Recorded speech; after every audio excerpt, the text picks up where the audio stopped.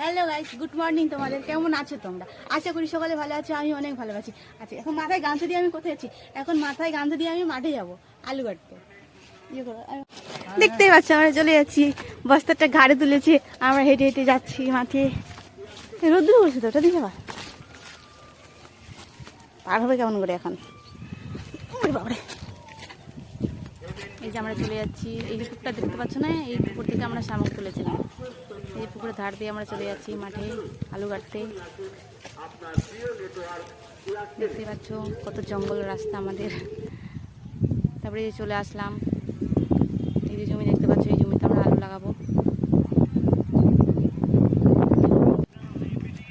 দিলে না উড়াই তুমি দেখি একবার নাটক টাইম নষ্ট নয়। টেনে নিচ্ছে, তাহলে সুবিধা হবে আলুগুলো লাগানো। দেখ না যেমন মনে হয়। হ্যাঁ,